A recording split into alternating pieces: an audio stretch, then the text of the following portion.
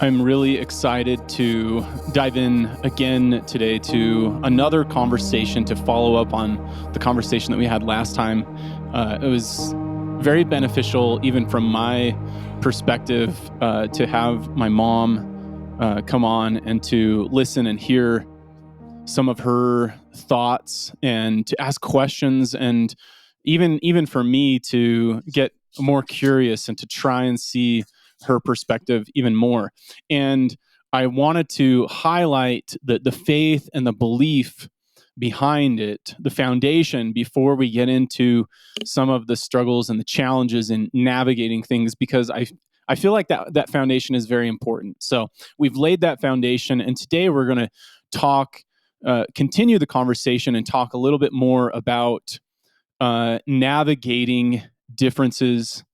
And as you know, your children grow up and make decisions for on their own, and what that can feel like. And again, part of my hope and goal is that a lot of us that struggle and maybe leave the church end up feeling judgment. We feel a little bit of bitterness. We feel judged by family members.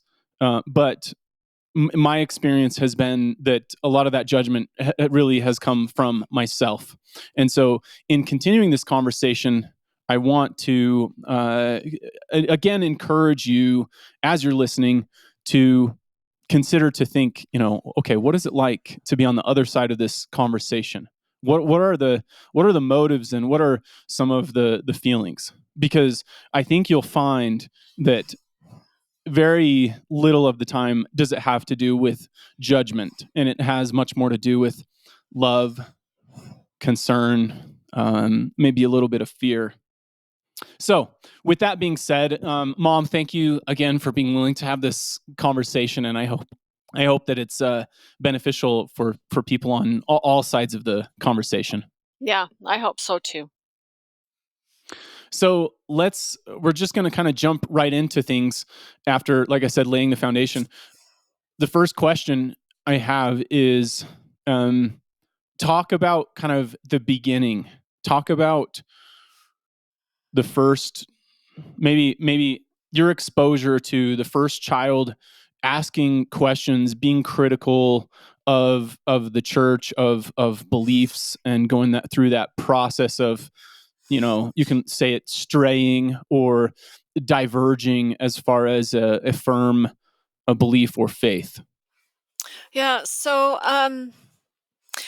the first child that really expressed strong feelings had served a mission, had been home for probably about a year, and just started talking to me and your dad about these questions. And I admit that I was not as open-minded as my husband, Scott. Scott was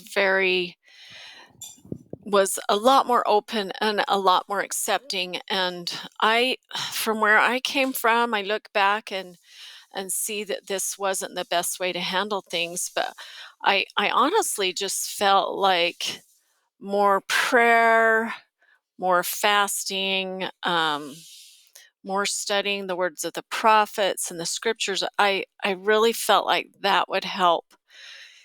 But Let me interrupt. oh, go When you ahead. say that doing more of those things would help, did you feel like it would help? Were you hoping, okay, this will help my understanding, or this will help maybe make a difference for my child to kind For of my come back around?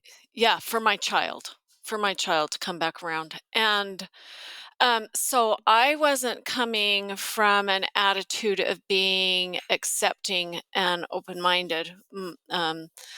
Dad was a lot more that way. And anyway, so he was going through this questioning, and finally came to us and just said, I just I can't accept it anymore. I can't deal with all these things that are conflicting for me. And he had tried and tried, tried to stay active, tried to um, you know, kind of, I don't even know how to explain it, but he tried to make it work. Yeah. But anyway, so when he came to us and said that he was not going to be attending church anymore and not be part of the church, to me it was devastating. I felt like the my world had kind of fallen apart. I felt like I had failed as a mother, and that my purpose in helping helping this child, um, being a faithful, strong member of the church and believing in Christ Church, um, it was really hard for me. I just felt like I I don't it's really hard to even explain, but mostly just that it was devastating.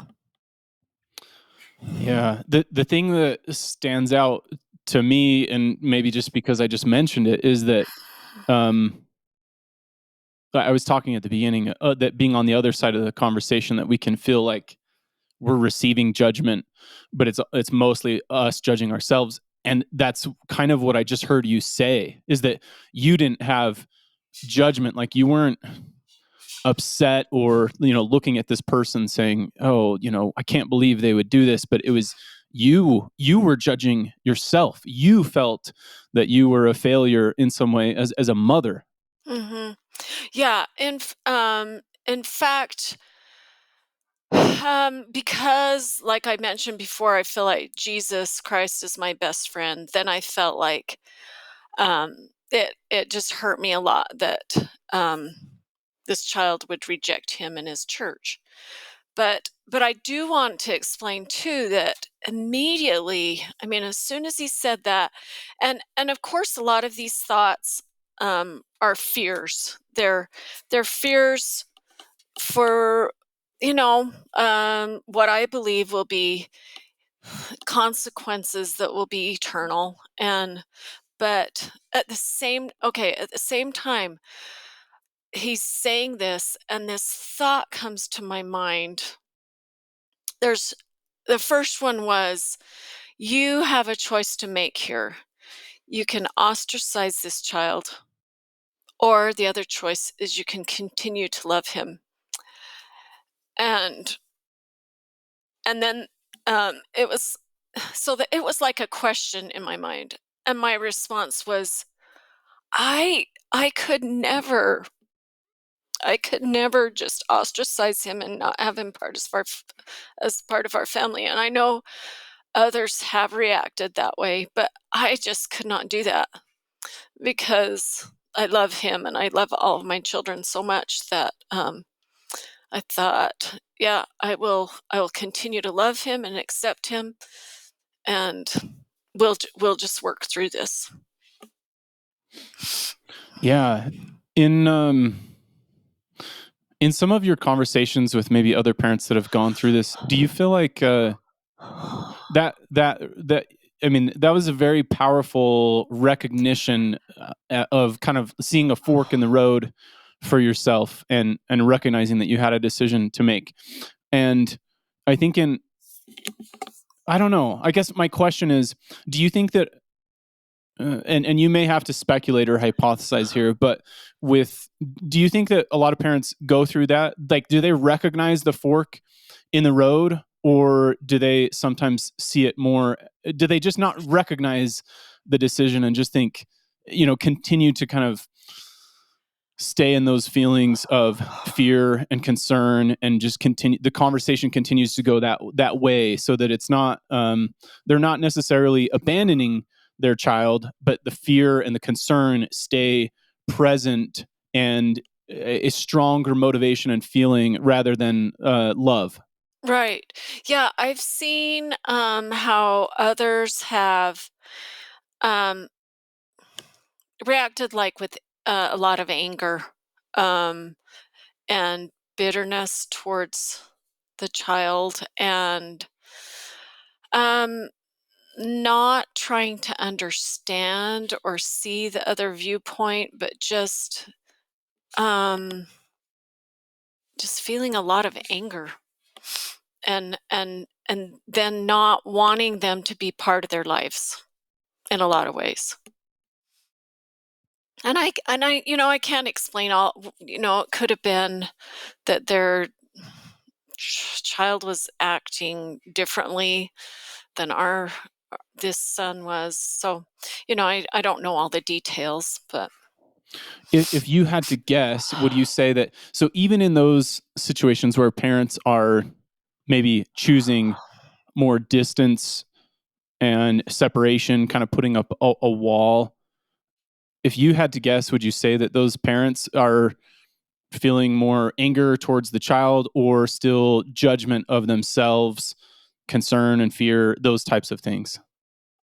boy, I don't know because I haven't had um some lengthy converse or deep conversations with those that have had that happen. It's been more that I've heard comments like, um, not that child is making foolish decisions and I don't want to interact with them, kind of things like that. So I'm not sure if it comes from judgment of themselves. I'm not sure.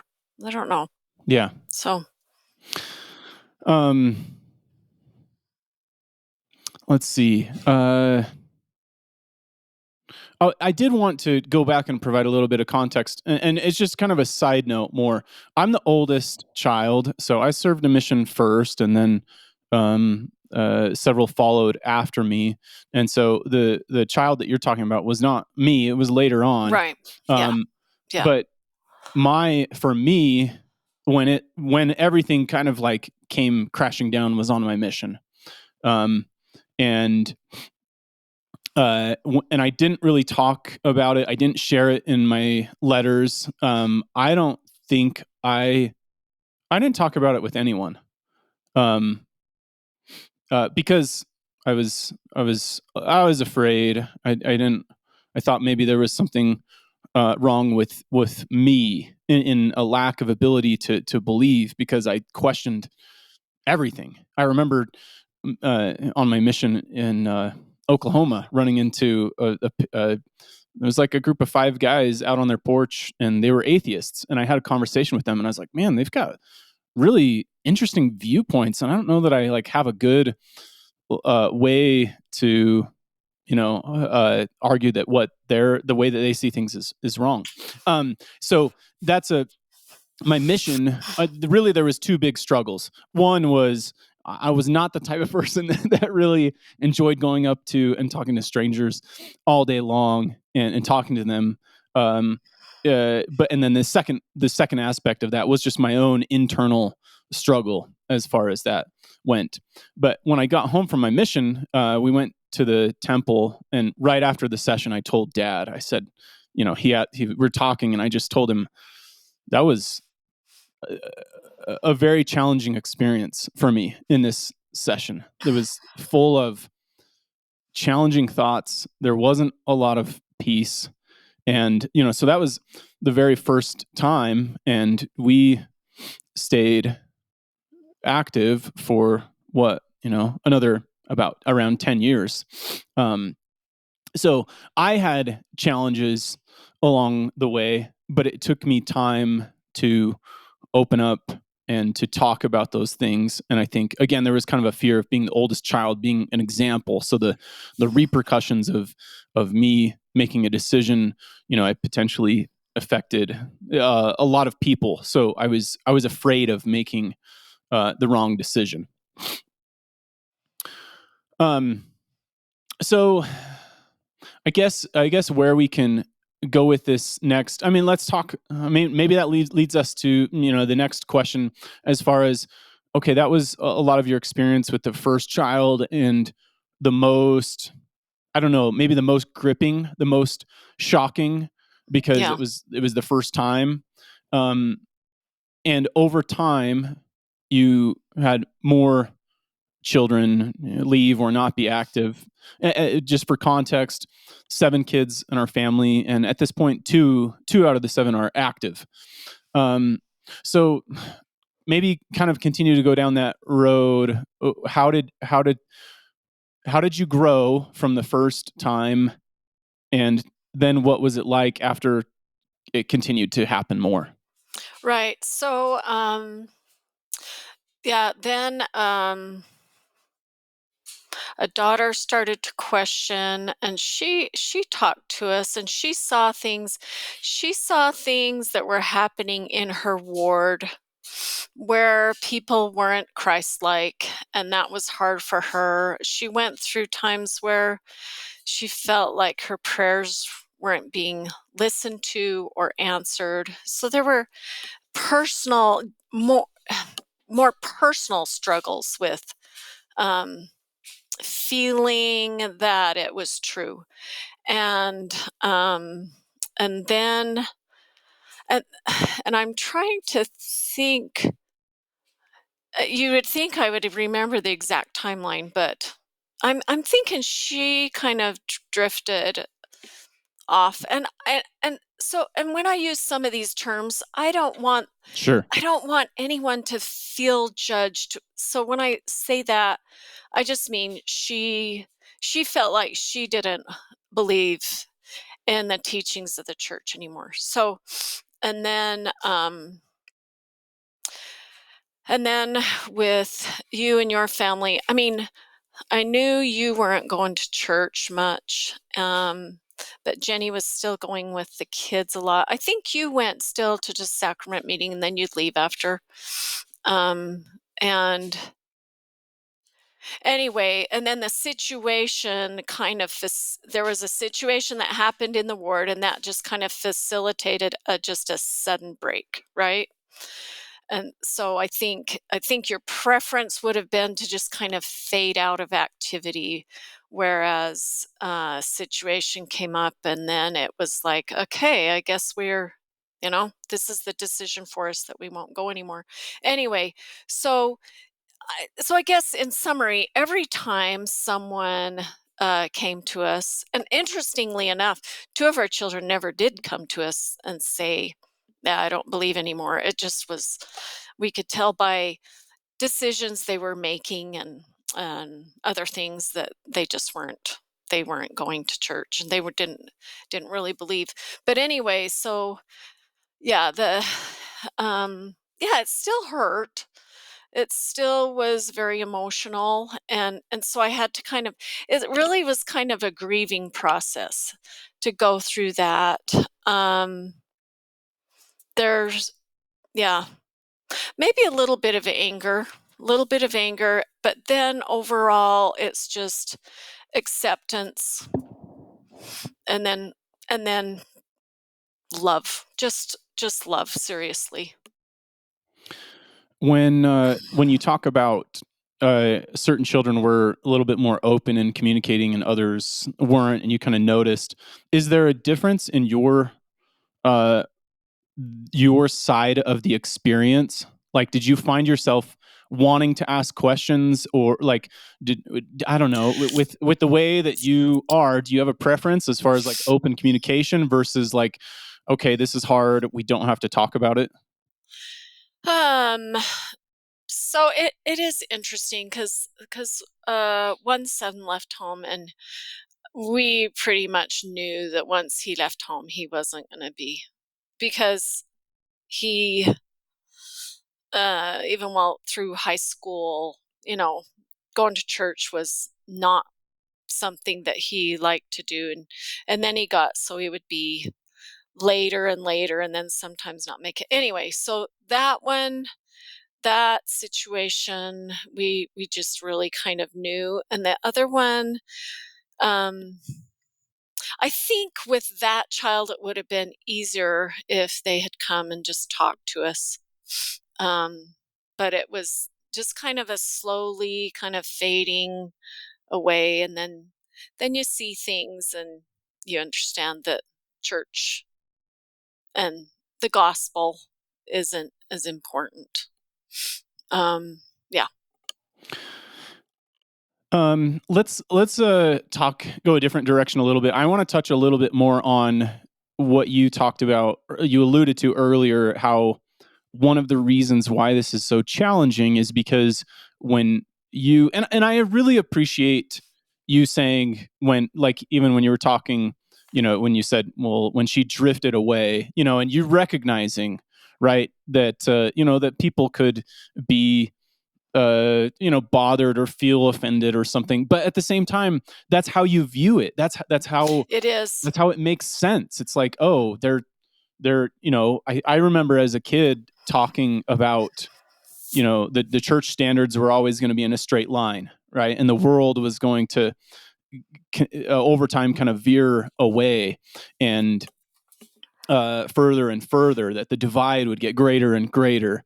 And so, even for me, when when I was very active and very strongly believing, and I would look at others, I would think, oh, yep, I can see that divide. I can see the decisions that they're making that's leading to that gap between that. Right. So Yeah. anyway, I guess I'm just saying, I appreciate you being trying to be honest, and also being very aware of others' feelings as well.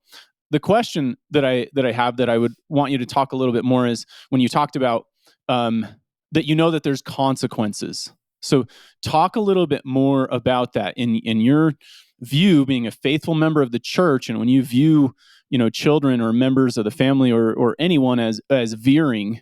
Um, what are the thoughts? What are the consequences that you think through? What are those fears?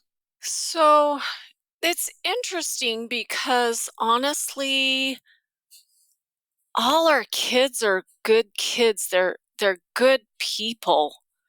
They are honest, they're good citizens, they're trustworthy. I, so I think for for the for the present time, I don't see anything really horrible. It's not like anyone's become an axe murderer or anything like that. It's and honestly, I think, and I think especially you have had an influence on a lot of your siblings with trying to learn more about how to become a better person in so many ways. And so that, I see um a lot of our kids going on that path and trying to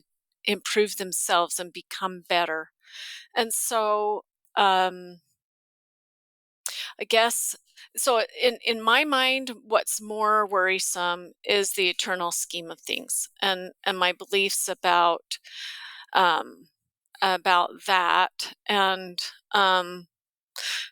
one one of our children said, "Well, mom," so understanding the three different degrees of glory, and mom, one of them said, "Mom, well, if I'm in the telestial or the terrestrial kingdom and you're in the celestial kingdom, you'll just have to come down and visit me."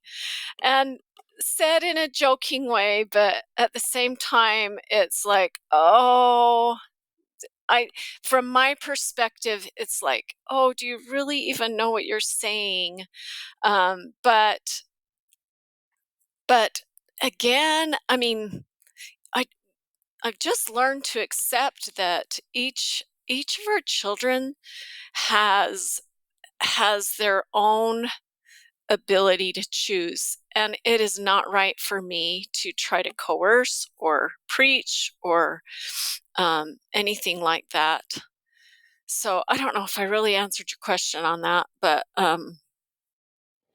Yeah, I think what you're highlighting is something that probably every faithful believer in a family will experience, because that is something that is relatively foundational to the belief, is that in order to in order for families to be eternal, to be together forever, there are covenants that you make and that you must keep. And so for in your world, if you are a very strong believer in that, it's very difficult to justify that, to work through it. And Mhm. if you, and in my opinion, I think you are one of the best examples as far as viewing life in an eternal perspective. You are not someone that just shows up to church on Sundays and does your thing, and then you kind of go back to your regular life. You are someone that very much practices what you preach, and you focus, I think, in my opinion, you focus so much more on yourself and living what you believe than you do ever preaching or telling anyone else that they should be doing something differently. And so, in that sense, because it's so foundational, it's so important to you, and even when I say foundational, it still feels like it's underplaying how important it is to you, because in my perspective of you, the way that you view life is through that eternal perspective, is through the Mhm. lens of the church. This is the plan, this is the gospel, this is the doctrine. So everything that you view, when you look at anything in life, it is done through that lens, as far as making sense in that eternal scheme of things. And so, if that's the case, it would be very difficult to justify or to work through um, how things are going to work out in the end with your children that have not followed that same path. Right, right. Um, do you have any thoughts, like, um, uh, thinking, okay, everyone's accountable. There's the principle of accountability. If this person really believes that they're doing the right thing, is there a possibility of forgiveness, and of them, of a child? Let's say they go astray their whole life, but then in the next life, is there still an opportunity? Like, do you ever think through that in your mind, that, oh, maybe God has a plan or a way that everything will work itself out in the end? Absolutely. Yeah, for sure.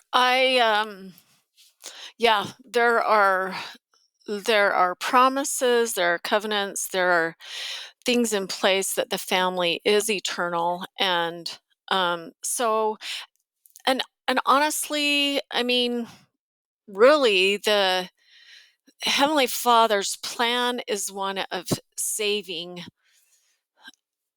as many children as possible. And honestly, the only ones that won't be saved will be the ones who are very, very wicked. And so I think there's just a lot of hope. Um, but I mean, and as I've studied more about Heavenly Father's plan, how important that ability to choose is. And it is crucial, and it is such an integral part. I mean, we, according to our beliefs, we even had that ability in the pre-earth life to make choices. And um, so as I've come to understand that even more, um, I can accept choices that my children are making, even if they're not the exact choices that I would like them to make. So, yeah. Yeah. I think what I think is important to recognize, and I have had to learn, is that if I really put myself in your shoes, it's very difficult to think of a workaround, a way of really, um, not thinking of the risk, the possibility of not being united with your family forever. That's that's very challenging. So I think it makes a lot of sense that we shouldn't, from my side of the fence, we shouldn't expect really strong believers to look at us the exact same way as a faithful member. It's unrealistic for me to say you should view me as as anyone else in that way. You can still love and accept me as much as anyone else, which is your own decision. But there are distinct differences if you are going to be a firm believer. So I feel like, at least, it's unrealistic for me to place certain expectations on people that are very faithful. It doesn't mean that we can't have a good relationship. It doesn't mean that we can't be loving and accepting of each other. But it's almost like, in a way, I would have to expect you to believe what I believe. And, Right. and you, from the Yeah. other side of the fence, could do the same thing and expect that of me. And so it's learning to find that balance. Yes. Yeah. So let me ask a question. Has have these experiences ever challenged your faith? Have you ever had an experience where, oh my goodness, you know, so and so left, and like it seems like a lot of people have issues and concerns for a multitude of different reasons. Like, could this be an indication of, that there is actually something wrong in the church, or a crack in the foundation, that this may not be completely true? Right. Yes, I've um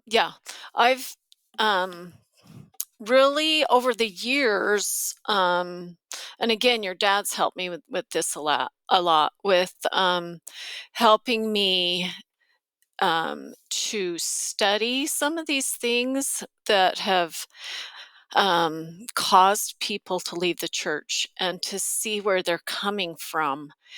And there are things that I personally don't agree with, things that happened in the history of the church, um, and I can't say that I completely agree with how things were handled and what was done, but at the same time, I can allow for maybe some human weakness there, maybe some misunderstandings, or I don't know how to say this. N- Misunderstandings maybe of revelation, or going forward without having received revelation with some of the decisions. At the same time, I feel like I can accept those things for now, but I don't have it completely resolved in my mind. But I feel like ultimately there is a choice to choose to believe or not to believe. And I feel like the gospel of Jesus Christ is so much a part of who I am, that to give it up would um just wouldn't be worth it. But yes, I there have been times when I have read things or studied things, and it's like, wow, yeah, wow, what if this does mean it's not completely true. But then I can personally turn it around and say, I don't understand everything, but I know that I believe in Jesus Christ, and I believe that this is his church. So that's my foundation. That's what I come back to. Yeah, I can appreciate that.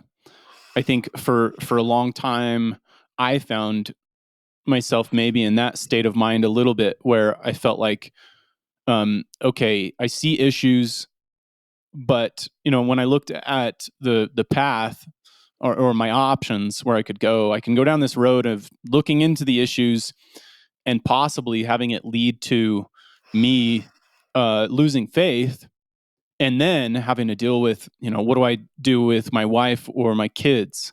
How do I deal with that?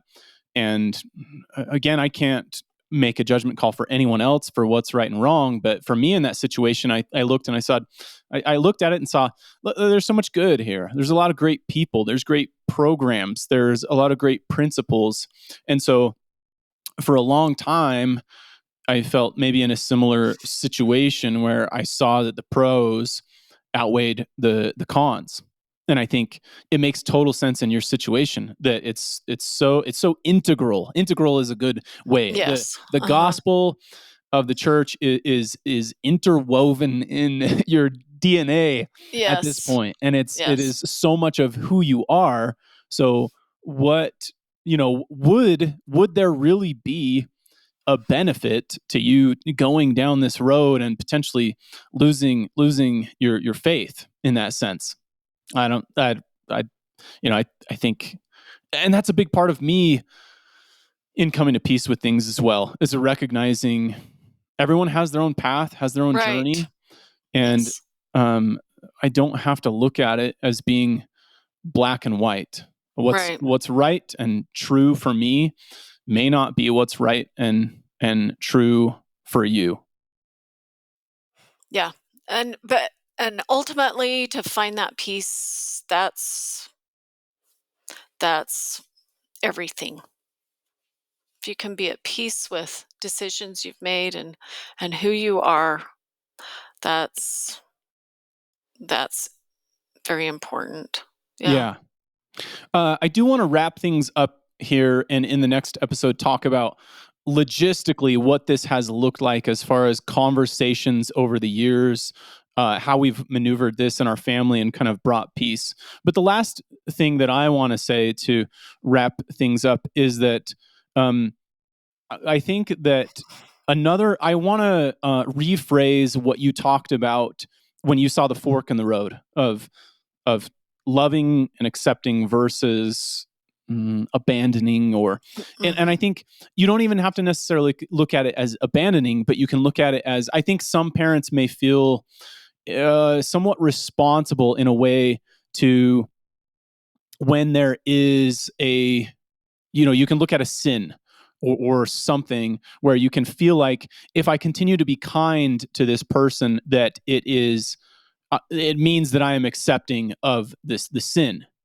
And I don't think that that's true. And I think most church members uh, when they can look at it in that scenario, they can logically say that that's not true.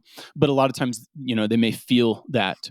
And Mhm. so, from my perspective, another way that I would rephrase that is, you have kind of two options. I think if your child is an adult, they're making decisions, and you can you can distance yourself from them or continue to love and accept them. And I'm not sure that there is going to be any correlation with a child returning to the church. If you abandon them, if you distance yourself, or you show that in some ways that you're not accepting of them, is that going to lead to them being motivated to change and come back to the church? I think it may be correlated the opposite. So if there is no correlation, is there any benefit to you taking those steps and taking those actions? I would say there's not any benefit, and there's more likely harm to your child or the person in that relationship, and harm to yourself Oh, in yeah. in avoiding the possible peace that could come from that. So as we wrap up, is there anything that you would add to that, or end with?